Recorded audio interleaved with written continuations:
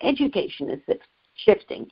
So we are basically going to look at two different worlds of capacity development today. We can develop the same pattern at home. We can choose to follow this for ourselves, for our children. We can develop skills and mastery in a professional craft, the necessary competencies to effectively navigate the many family, societal, and workplace pressures, and the capacity to live life fully, to live life mindfully, cultivating a self-awareness along with the joy of being creative, because this is what unleashes our full creative capacity. And creativity is joyful when it manifests our full potential. We are attuned to who we are, what we create, and the results that we produce. And I think if we want to take anything to scale, a core strategy for continued and sustained changes and results is to develop this capacity. A word about, or a few words again, and I keep saying a word, I mean a few words, about developing and utilizing that capacity. You understand what I'm saying, right? I develop a capacity. I need to find ways in which that capacity is used. And too often, the global programs on capacity development, the national programs, the local programs on capacity development don't create at the same time the opportunities to utilize that capacity. In every program that I have designed and delivered, along with my colleagues, developing capacity and utilizing that capacity has gone hand in hand. So participants in our leadership programs, whether we call it Stewardship for a New Emergence, which is what you will hear from Sanjeev, and examples from there, or whether we call it Leadership for Results, or we call it Leadership for Equity or Equal Opportunity, it doesn't matter. What matters is that from day one, built into our learning and action programs is a mechanism to develop capacity and to find ways in which participants who care about equity and sustainability utilize what they are learning. They utilize it in their breakthrough initiatives. They utilize it through being in action. They utilize the new learning of how to use tools and templates that unfold our full potential in the work that they do, in the relationships at home, in what they contribute to society. So they learn these, and they are equipped to use a combination of cutting-edge methodologies to inspire action, to design for action at scale, to produce breakthrough results, to coach each other, and to engender transformation in order to generate results in different programs, like reducing maternal and child mortality. I wrote about it in the book, halting or reversing HIV and AIDS at the epidemic that we faced, or stopping female genital mutilation, or preventing violence, or conserving our habitats and addressing climate change. How do we build capacity for a wide range of topics? Because truly, the skills we need to develop for each of these topics is different. It's a different skill that we need to reduce maternal mortality and child mortality. We need to understand health. We need a different set of skills to conserve our habitats, because we need to understand the science and skills and tools and techniques related to our habitat. We need to have a different way of addressing violence and being able to unleash our full potential. But what's common is the way in which we need to manage and shift the systems that are unworkable. And what's absolutely in tune and resonant with one another is the deep potential we all have, our inner capacities to address things that are not working. And you will hear more about that. Because we have a myth. And the myth is that, as scientists or as professionals, we cannot combine our inner potential. And that, it's really a separate space. So we work in silos. And we say leadership competencies are very important. And we must develop them for change, particularly those who are in senior management and leadership positions. But what we now know, and some large establishments are acknowledging, is that everybody can and must develop leadership and stewardship capacities, apply them at home and in communities, and at work in order to generate the systems and cultural shifts for people and our planet to thrive. It's not an either-or situation. And so we know that whether we are scientists, whether we are IT professionals, whether we are social workers, whether we run a business, it doesn't matter. Unleashing our full potential is a foundational space for sustained and equitable change. So I invite you to ask yourself, do you open spaces for yourself where you can unleash your full potential?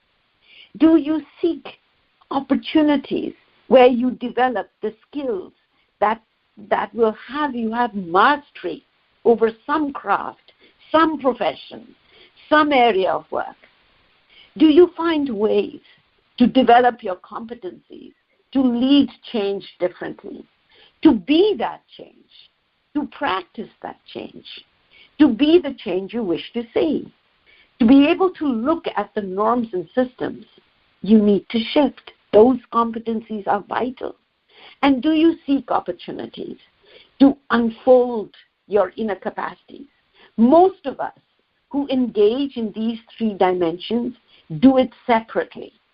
And therefore, it does not integrate within us as a seamless, powerful space for us to affect change.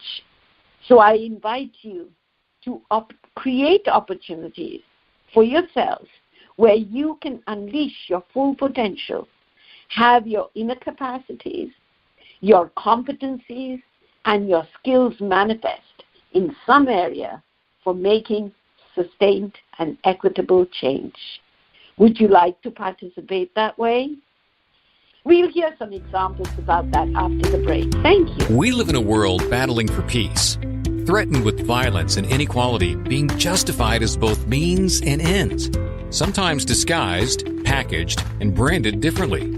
This self-destructive worldview is dominated and backed by spurious arguments for leadership based on the idea of supremacy of race, religion, or culture, or of money. Monica's counter, a perspective drawn from contemporary idiom, is based on experience and conviction. It shows that leadership can be shaped with equality, freedom, justice, and where means and ends are rooted in the transformatory power of human compassion, described in her award-winning book, Radical Transformational Leadership. Let's explore this transformatory power of human compassion together. Join us for the program with Dream Vision 7 Radio Network twice a month on Tuesdays at 8 a.m. and 8 p.m. Eastern, and every Saturday at 6 a.m. Eastern. Share this information widely. Enroll people who want to make a difference. Dream Vision 7 Radio Network hosts many programs that unite humanity, sourcing our love.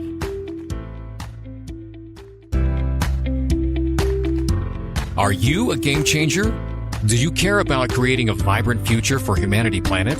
If you care, you'll choose to engage in strategic action in order to transform the realities of today for generating a thriving planet. Find out how you can do this. Read the award-winning book, Radical Transformational Leadership by Dr. Monica Sharma. This book is a systemic exploration of how to work with and transform the interlocking circumstances contributing to the complex problems we're facing.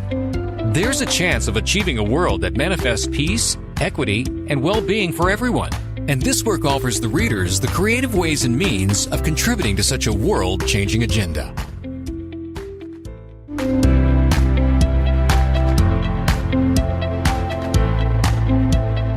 It's my pleasure to welcome Dr. Sanjeev Ranganathan.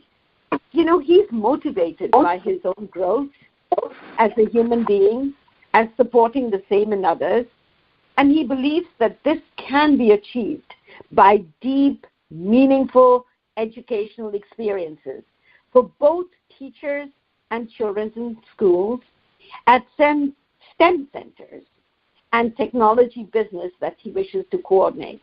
You will hear more about this. Dr. Sanjeev Ranganathan received his PhD in electronics from Columbia University in New York. He's the recipient of the Lewis Winner Award for his research during that time. He has worked at Silicon Labs, NXP, ST Ericsson, Aura Semiconductors. Sorry, that was Aura Semiconductors, right, Sanjeev? And has built chips. Yeah, okay. Yes, and has built chips used by over 1 billion people. He also volunteered for ASHA, which is an educational foundation, in various capacities, and interacted with over 100 NGOs in India working on education. Sanjeev is passionate about developing critical thinking skills with children and helping them to learn and connect with their deepest self, while he does not exclude participating in the high-tech world and influencing their thinking. And since 2013, he's been working with children around villages of Oroville through outreach schools. And he, in 2015, founded the Aura Design Technology Unit. And that's along with young engineers. You'll hear more about that too, because it's very important to be able to combine these two things as a seamless space. Sanjeev, I think your sharing will actually show people who are listening how it is to be able to combine the world of high-tech, the world of business, the world of education, the world of service, all in one. So what are the most significant contributions you made and are making as a radical transformational leader? Because that's who you are. Thank you, Monica. I believe that the transformation actually began with myself. And just a second. My son is here. 1 second. Okay, transformation. Here. So I believe the transformation actually began with myself. Let me ask you the question, Sanjeev, so that it's easy for Bob to edit it out. Edit it. Okay? Got it. Sure. Sanjeev, what are the most significant contributions you made and are making as a radical transformational leader? Because you combine so many worlds into one effective way of working. For me, Monica, the transformation actually began with myself. I've had moments of clarity in my life when I knew what needed to be done, and I was very effective and efficient doing it, and I had no inner conflict while doing it. And I believe all of us have had these moments. And I wondered what it would be like if I could live my whole life like that, and what we would accomplish for ourselves and for the world if all of us could live like that. And I think that's sort of what brought me to Oroville when I started teaching in a couple of outreach schools. And it was at the same time that I was lucky enough to have been enrolled into attending the workshop on stewardship for new emergence. And the workshop offered tools that are, of course, there in the book. And over the last few years of having done the program, over the last 5 years, it has helped me make many things that I think were implicit for me explicit. So, like, the first thing for me is that rice and soda? the moments, these moments of clarity were not actually based off specific ideas or beliefs that